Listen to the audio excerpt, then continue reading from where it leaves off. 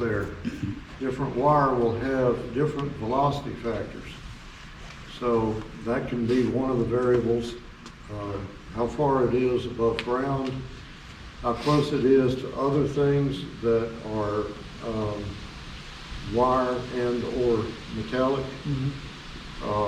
Another thing that you want to consider with antennas is if it's straight and it's resonant, quite often that's going to be somewhere around 72 ohms.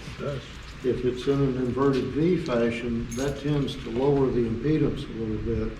That's why a lot of times if you have an inverted V, it'll come closer to 52 ohms with that particular pattern.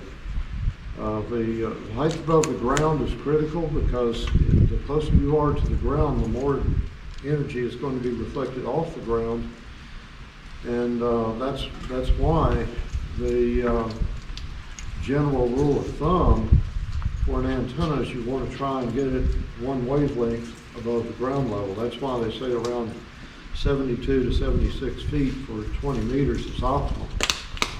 When you go above that, specifically 20 meters, and this varies depending upon the band, but you will start seeing a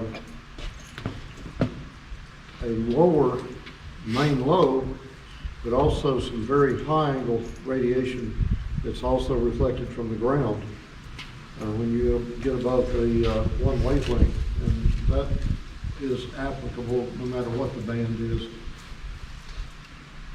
Anyway, go ahead.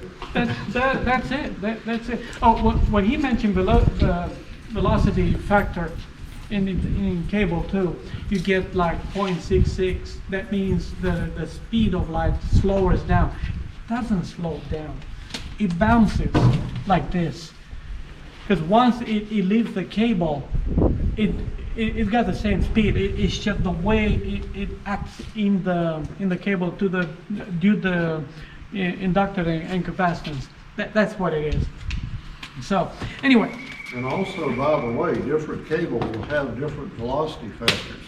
If you're trying to make a phasing section, you need to look for that specific cable, what the velocity factor is for it. And there's a lot of these things that, for example, if your antenna, let's say, for whatever reason came out to 100 ohms, and you were making an 80 meter antenna, which I've got one of those at the house,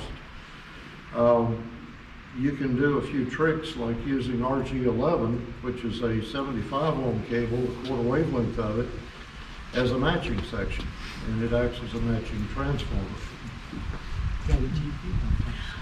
All right, let's get the wire and cut it 10 meters and split it. That's the wire. Oh, I'm sorry. Go. Now, before you split it, I want you to check the wire, make sure they're not cut or touched or anything.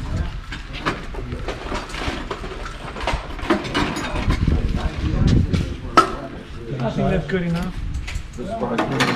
Get you. That's it. So there's one. Before you split it, check it.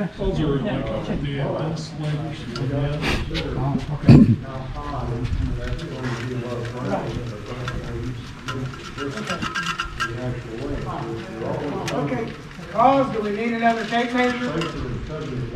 We've marked some on the ground here for getting. Oh, okay. I don't think that's good enough. I just wasn't sure if somebody had taken the time to, you know, like you said, if there's Come on, You got a piece of wire? You got a piece of wire? no, I could do more. One thing you always got to do is hold your tongue right to do this. Right now we're working on that. There we go. Okay, that side's through there. And now this side, because we started on the front, That's still going to go to the. You can still go to the back with your leg. You can hook your little terminal into that. So either way, they still go to the back. Either one. yeah, let's see here.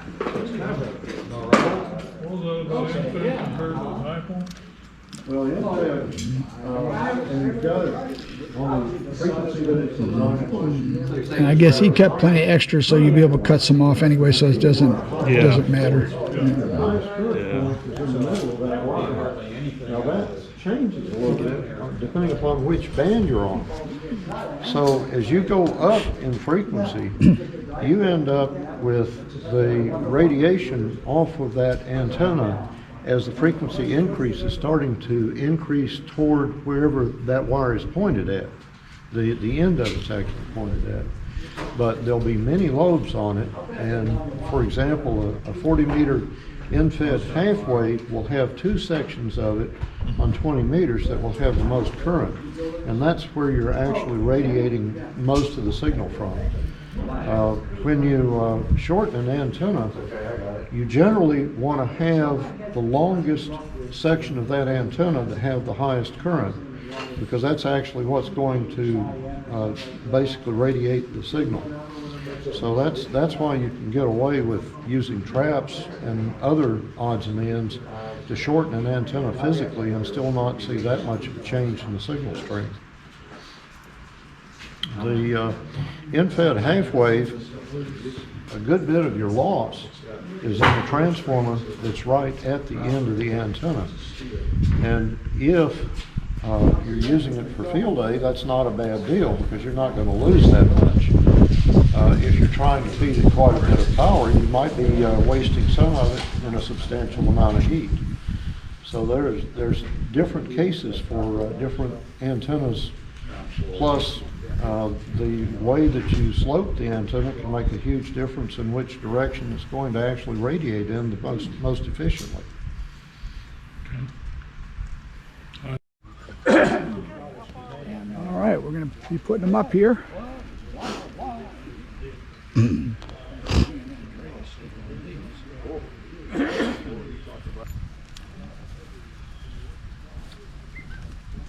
We'll get her eventually.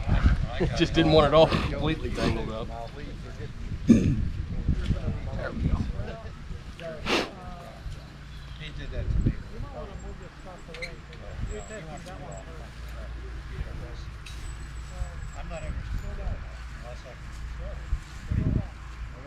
Oh, I got a 1.33 on 60 meter.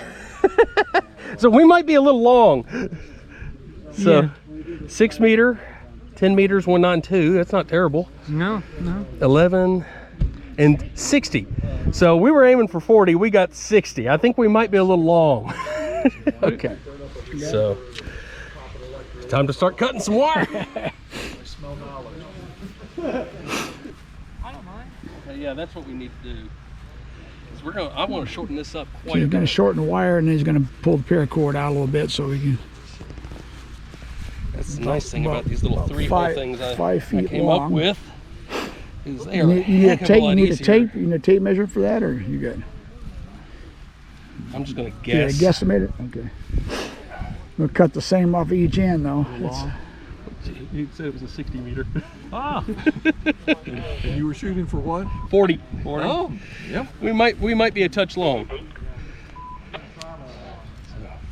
That's the really nice thing about these ends, is because the friction will hold it well enough to test. Yeah. And what I'll do is when we get it right, I'll just take some electrical tape and go to town over these, so that, because I mean that'll hold just fine. Now I get to retie this. Let me hold it for you a minute. Yeah, I just got to get a knot on there. Because it's full duty cycle. CW. And are you all cutting them for the CW band, or are you cutting them for anything special? I was aiming for the middle of 40 meter, but you know, hey. But it's not going to be CW. I don't have a key with me, so we're going to test it with FM. There's one. They'll be fine. Okay, that signal. If you want to lock that down, I can measure that one. You can give me the call sign or call it antenna A, whatever you want, and you'll be the judge of the construction technique, etc., and I'll just be the judge of the received signal. So if you'd like to transmit whatever power you want to use as your standard, then I'll read the signal over here. The good news is it wasn't you. This is N1 Fusion, 25 watts. Best antenna ever so far. 1.5 SWR. This is Jonathan's antenna. Okay, what's the call sign associated with that antenna, cause? KQ4 ATG. ATG. Yeah, KQ4 ATG. Okay, so if you tell Jonathan that is 30 over at my location, over. 30. All right. Good, great success. So we're gonna work on the other antenna. Okay, good job so far. That's a great one. In 4 BBB.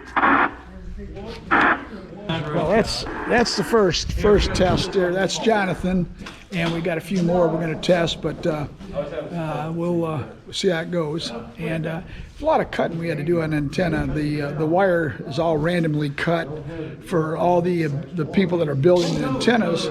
So being that the wire is different lengths, I mean we can't follow any kind of format.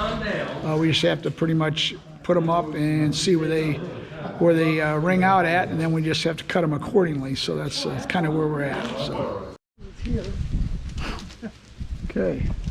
Well, as we're finding out here, now that we're cutting from Jonathan's original antenna, we're cutting the other antennas back to his specifications, and they're getting better and better because we're cutting them right exactly where they're supposed to be. So Jonathan had to cut his a couple, 3 times to get to where he had a readable SWR, and he still wasn't 100% tuned.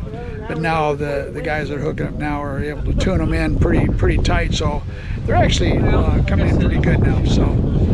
So anyway, we're learning from the process anyway. So this is good.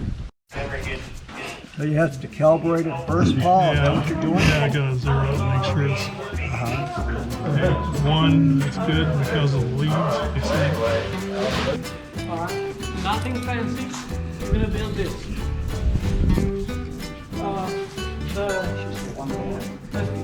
The schematic right here. You got the antenna. You got the balun right here. What is the antenna? What's the definition of the antenna? Whoops, I'm sorry. Go. Now, before you split it, I want you to check the wire, make sure they're not cut or touched or anything. Trying to understand how this thing These are the connectors I was talking about, where it's like a compression fitting on the back. Yeah.